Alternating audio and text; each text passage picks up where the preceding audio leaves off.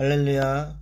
오늘 우리에게 주시는 하나님의 말씀은 출애굽기 14장 1절에서 9절까지입니다. 여호와께서 모세에게 말씀하여 이르시되 이스라엘 자손에게 명령하여 돌이켜 바다와 믹돌 사이에 비하히롯 앞 곧 바알스본 맞은편 바닷가에 장막을 치게 하라. 바로가 이스라엘 자손에 대하여 말하기를 그들이 그 땅에서 멀리 떠나 광야에 갇힌 바 되었다 하리라.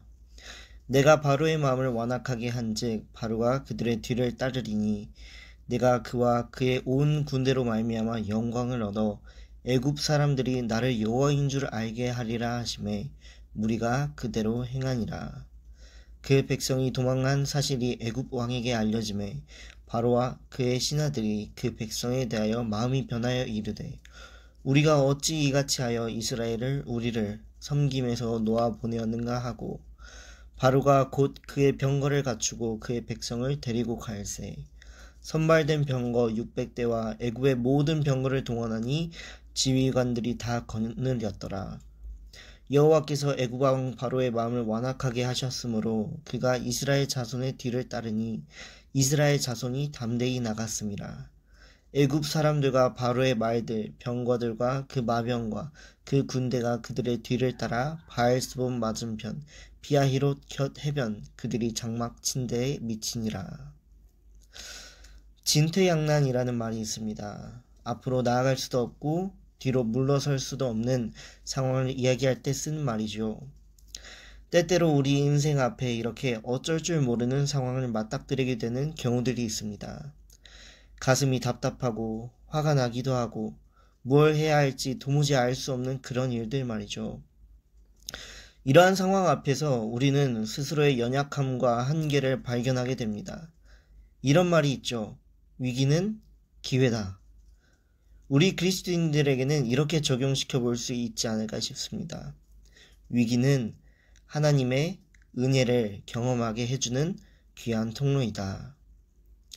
오늘 본문에서 우리는 어찌할 수 없는 한계 앞에서 하나님의 크고 위대하심을 경험하는 이스라엘 백성을 발견할 수 있습니다. 오늘 본문 2절을 살펴보도록 하겠습니다. 이스라엘 자손에게 명령하여 돌이켜 바다와 믹돌 사이에 비하히롯 앞 곧 바알스본 맞은편 바닷가에 장막을 치게 하라. 하나님께서 광야를 향해 이동 중인 이스라엘 백성에게 바다와 믹돌 사이에 비하히롯 앞 곧 바알스본 맞은편 바닷가에 장막을 치라고 명하십니다. 이스라엘 백성들이 광야를 향해 가고 있는데 홍해 앞으로 가라고 하시는 것이죠. 여기서 돌이켜라는 표현은 천천히 자연스럽게 방향을 전환하는 것이 아니라 긴급하고 급작스러운 방향 전환을 이야기합니다. 이렇게 갑작스럽게 이스라엘 백성을 홍해길로 인도하신 이유는 다음과 같습니다. 첫 번째로 이스라엘 백성들이 광야를 향해 쭉 걸어갔다면 근방에 있던 애굽의 국경 수비대와 마주쳤을 것입니다. 하나님께서는 이스라엘 백성들의 발걸음을 돌리셔서 이 국경 수비대와 마찰이 생기지 않도록 하신 것이죠. 그리고 두 번째로 막다른 지역에 이른 이스라엘 백성들을 보고 바로로 하여금 그들을 추격하도록 유인하기 위해서입니다. 바로의 군병들은 언제든지 이스라엘 백성들을 전멸시킬 군사력을 지녔기에 이 군병들을 홍해에 몰아넣기 위해서였죠. 하지만 이스라엘 백성들은 이 하나님의 크신 뜻을 알 리가 없었습니다. 하나님의 인도하심을 따르는 길이 때때로 사람의 눈에는 헤매는 길, 막히던 길로 보이기도 합니다. 여러분은 어떠신가요? 하나님의 크신 계획을 보지 못하고 이 길은 막혔어, 틀렸어, 답이 없어 라고 섣불리 생각했던 적은 없으신가요? 바로는 광야로 가지 않고 홍해로 가는 이스라엘 백성들의 모습을 보고 다음과 같이 이야기합니다. 바로가 이스라엘 자손에 대하여 말하기를 그들이 그 땅에서 멀리 떠나 광야에 갇힌 바 되었다. 바로의 눈에 이스라엘의 모습은 지극히 어리석어 보였습니다.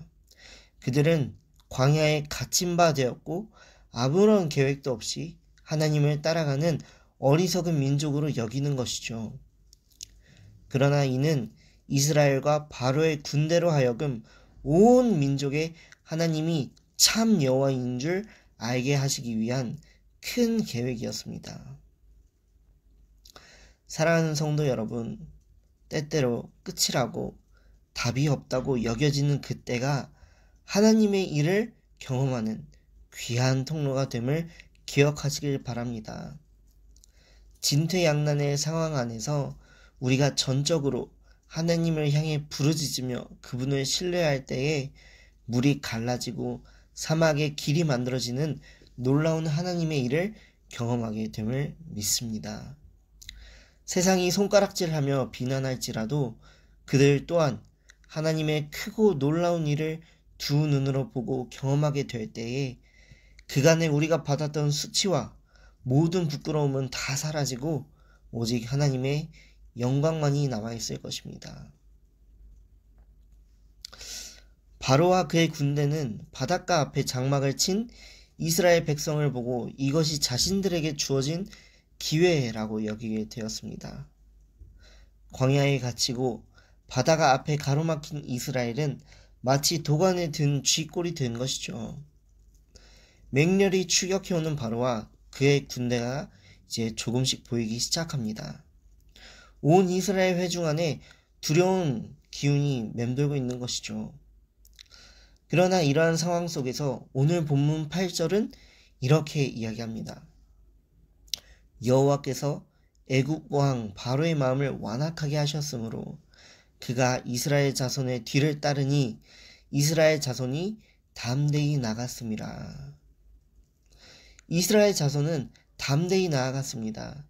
비록 이후에도 그들 안에 여전히 두려움이 가득하고 근심과 걱정이 많았고 불평과 원망의 목소리도 나왔지만 이제 그들에게 남은 것은 오직 하나님만을 바라보고 부르짖으며 기도하고 담대히 나아가는 것 뿐이었습니다. 사랑하는 성도 여러분, 가로막힌 인생의 끝에 도달하게 되었을 때 성도는 오직 주님만 바라보며 담대히 나아가야 하는 줄 믿습니다. 또한 이것이 우리 그리스도인에게 믿음이라는 사실을 여러분이 기억하시길 바랍니다. 아브라함 역시 부르심을 받았을 때에 갈 바를 도무지 알지 못했지만 그저 나아갔습니다.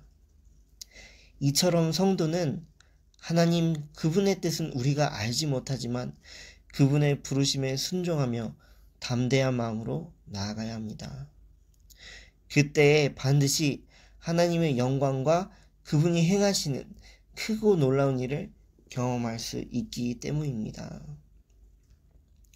결론을 맺도록 하겠습니다.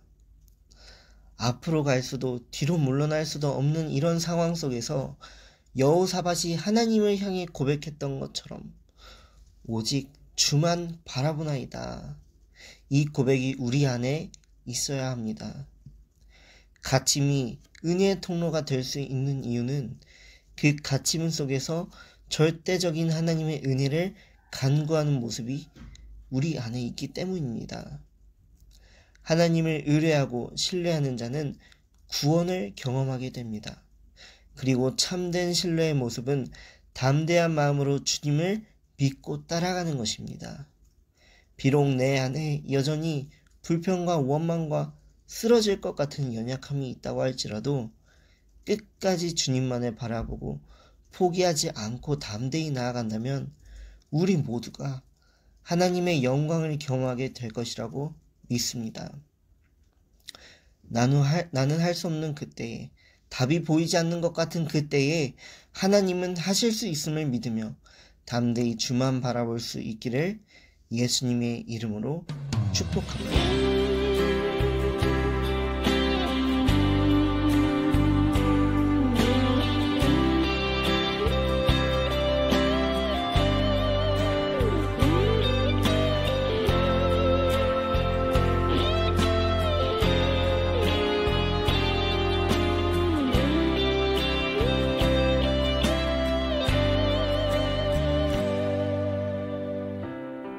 기도를 멈추지 마라.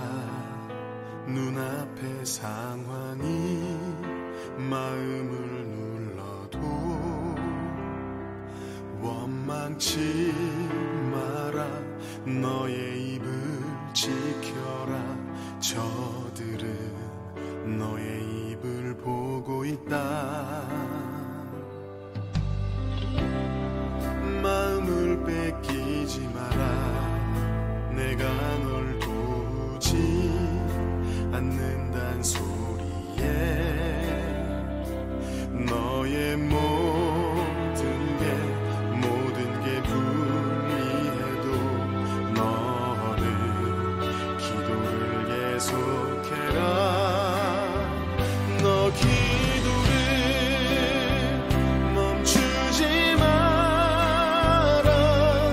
내가 너의 그 모든 상황을 바로 역전시키리니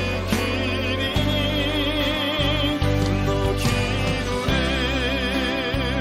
멈추지 마라.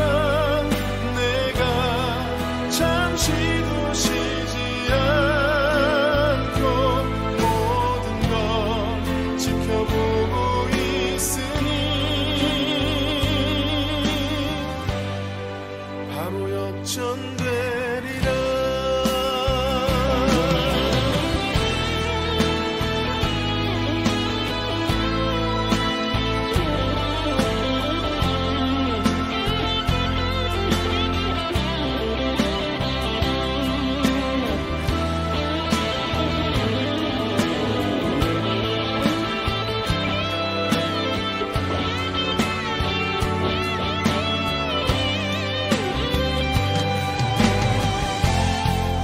저들의 힘이 놀라.